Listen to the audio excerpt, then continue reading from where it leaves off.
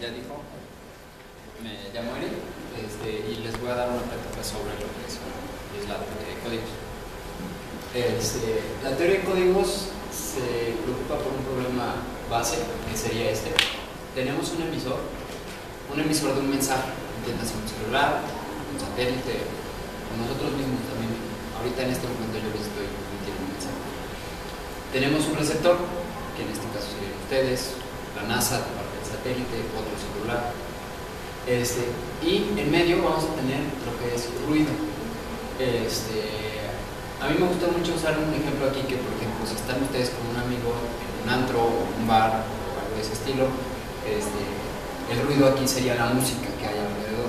Ustedes están platicando, entonces no van a escuchar bien a su amigo o a su compañero, a que estén ahí, pero ustedes mismos, sabiendo más o menos de lo que se trata la plática, sabiendo más o menos de cómo es la otra persona, ustedes pueden de todos modos entender lo que les dice. De eso se trata la teoría de códigos. Vamos a mandar un mensaje al que va a recibir errores por medio del ruido que hay alrededor, y el receptor de todos modos va a poder entender bien el mensaje sin que les llegue, sin tener esos errores. Para eso vamos a empezar con lo que son los campos finitos.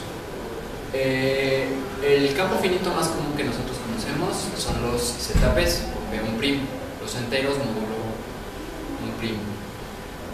La cosa es ahora, ¿son únicos? ¿Son esos los únicos que hay? ¿O hay más?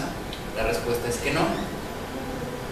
Vamos a tener aquí una forma para construir un campo finito. ¿Cómo lo vamos a hacer? Vamos a agarrar un campo finito que ya conocemos, por ejemplo un ZP, y vamos a agarrar un polinomio que sea irreducible sobre este campo. Entiéndase que no lo puedes factorizar más. Y ya nada más hacemos este cociente de este anillo, el anillo de polinomios de nuestro anillo finito que agarramos, módulo el generador del polinomio irreducible. Por ejemplo, vamos a agarrar como nuestro campo a Z2. Ese es el campo con los elementos 0 y 1, y pues con la suma y la multiplicación que conocemos, módulo 2. Y vamos a agarrar este polinomio, x cuadrada más x más 1. Este es irreducible sobre Z2 porque si nos fijamos, si yo sustituyo x igual a 1, obtengo que es 1, y si hago x igual a 2, 0, volvemos a obtener 1, o sea, es irreducible, ¿sí? No podríamos factorizar más este polinomio. Hacemos este cociente y obtenemos este conjunto, que va a ser un campo de 4 elementos. Vamos a tener el 0, al 1, al x y al x más 1. Lo que prácticamente aquí estamos haciendo es agarrando todos los polinomios con coeficientes en Z2 y los estamos dividiendo entre este polinomio, entre x cuadrada más x más 1.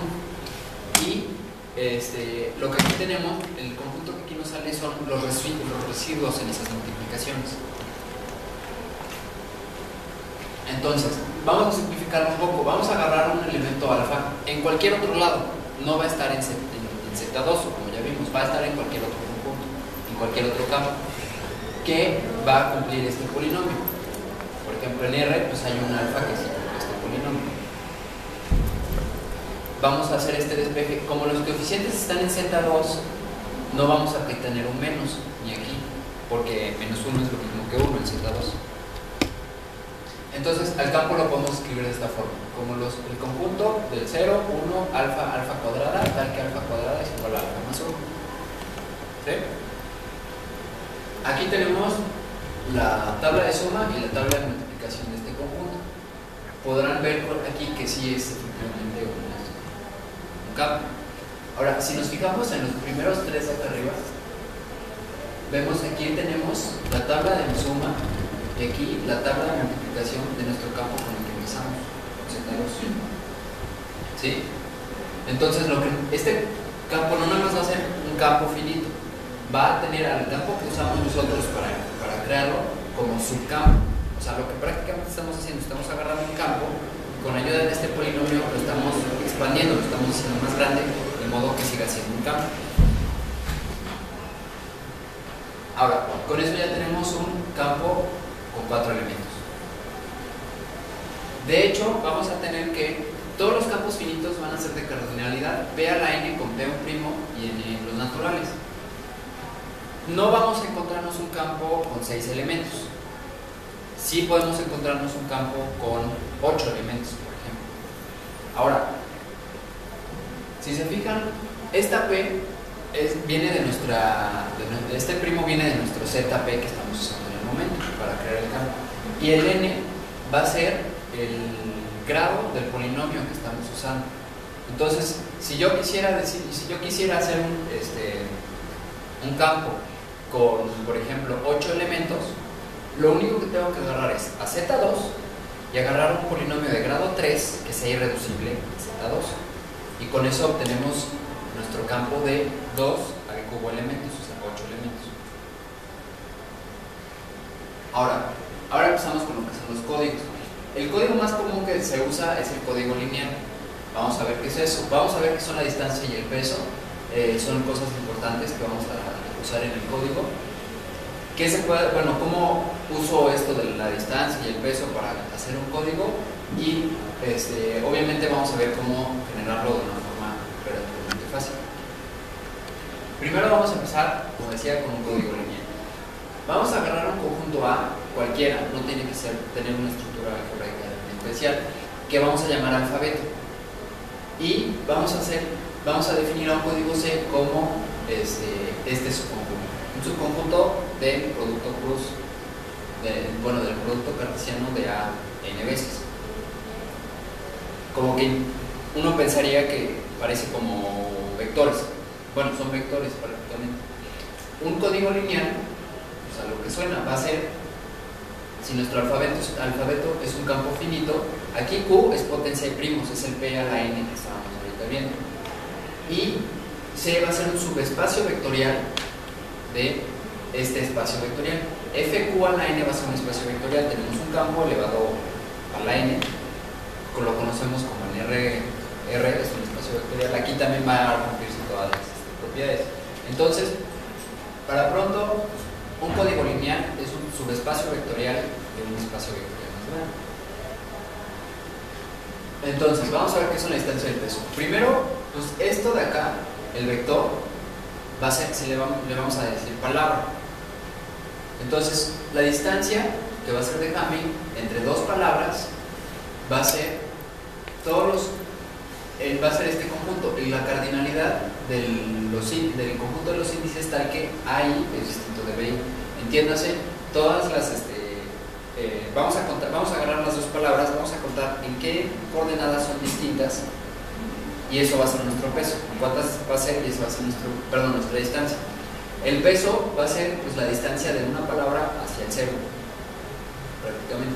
Podemos llegar de la distancia de Hamming al peso fácilmente. Simplemente pasamos esta BI del lado izquierdo.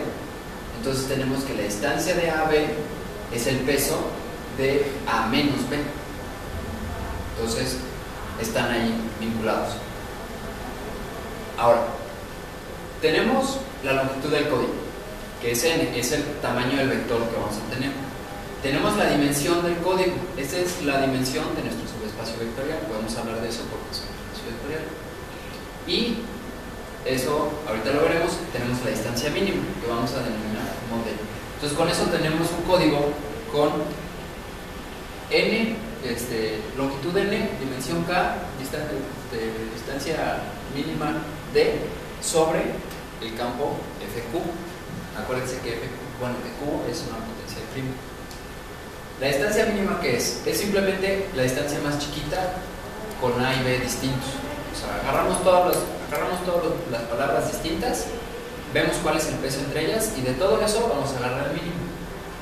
Vamos a obtener que la distancia mínima también la podemos definir como el peso más pequeño. O sea, nos fijamos en el peso de todas las palabras, y el más chiquito va a ser igual a la distancia mínima.